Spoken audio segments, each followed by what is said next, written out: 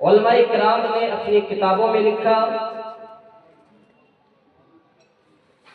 جیسا کہ منار اور شرح منار نور الانوار کے اندر لکھا ہے کہ القرآن کتاب اللہ والمنزل علی الرسول والمکتوب فی المصاحف والمنقول عنہ نقلا متواترا بلا شبہۃ، کہ قرآن یہ اللہ کا کلام ہے۔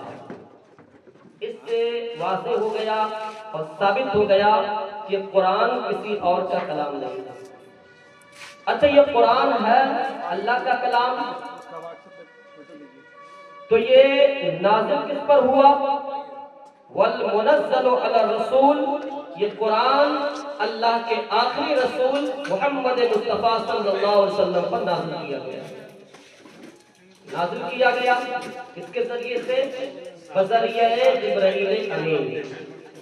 23 سال کے عرصے میں یہ قرآن نازل ہوا۔ اس زمانے میں باضابطہ طور سے کاغذ قلم کے ساتھ لکھنے کا دستور نہیں تھا۔ نازل ہوتا، نبی صحابہ کو لکھواتے، کسی چیز پر لوگ لکھ لیا کرتے، بعد میں پھر اس کو جمع کیا گیا۔ علماء کہتے ہیں والمکتوب فی المصاحف، اور یہ قرآن نازل ہوا جبرائیل امین کے ذریعے سے رسول پر، اور پھر یہ صحیفوں میں اس کو لکھا گیا۔ اس کے بعد پھر کیا ہے؟ والمنقول عنہ نقلا متواترا بلا شبہۃ، یہ قرآن وہ کلام ہے اللہ کا نام جو ہم تک پہنچا ہے، تو ایسے نہیں پہنچا بلکہ یکے بعد دیگرے منتقل ہو کر کے یہ قرآن ہم تک پہنچا ہے۔ یکے بعد دیگرے منتقل ہو کر کے ہم تک پہنچا ہے۔ اور کیسے پہنچا؟ اب کوئی کہے کہ اس میں ہم تک پہنچا ہے، ہو سکتا ہے کسی نے اس میں گھٹا دیا ہو، کسی نے بڑھا دیا ہو، کسی نے کچھ کر دیا ہو، کسی نے کچھ کر دیا ہو۔ تو علماء کرام اس کا جواب دیتے ہیں کہ قرآن جو ہم تک پہنچا ہے نقل ہو کر کے ایک دوسرے سے، تو اس میں شک اور شبہ نہیں، بلکہ فرماتے ہیں بلا شبہۃ، بغیر کسی شک اور شبہ کے قرآن نقل ہو کر کے ایک دوسرے سے ہم تک پہنچا۔ تو قرآن وہ اللہ کی کتاب ہے۔ اس سے پتہ چلا کہ اس کی عظمت، اس کا مقام بہت بلند ہے۔ قرآن کیا ہے؟ قرآن کے حوالے سے اس کی اہمیت کو اجاگر کرتے ہوئے میرے آقا اسلام نے خود حدیث میں بیان فرمایا، اور فرمایا خیرکم من تعلم القرآن وعلمہ، کہ اے لوگو تم میں سے بہترین وہ شخص ہے جو قرآن پڑھتا ہے اور قرآن پڑھاتا ہے، یعنی قرآن سیکھے اور دوسروں کو سکھائے، یہ سب سے بہتر ہے۔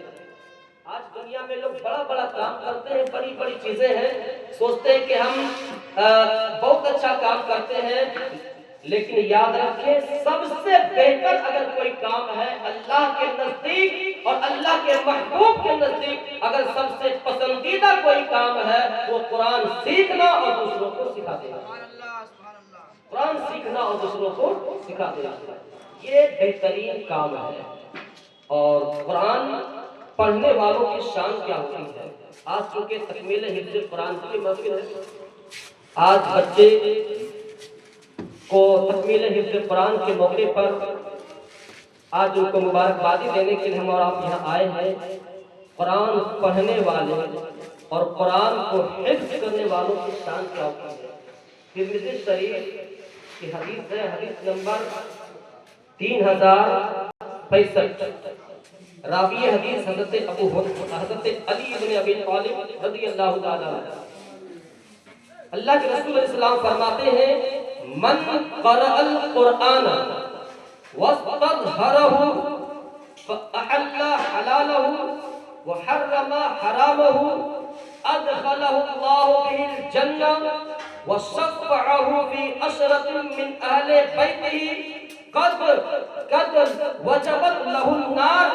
میرے نبی علیہ السلام فرماتے ہیں کہ جو قرآن پڑھے اور پھر اس کو اپنے سینے میں محفوظ کر لے، یعنی اس کا حافظ بن جائے، اور حافظ بننے کے بعد قرآن نے جس کو حلال کیا ہے اس کو حلال جانے، اور قرآن نے جس کو حرام کیا ہے اس کو حرام جانے۔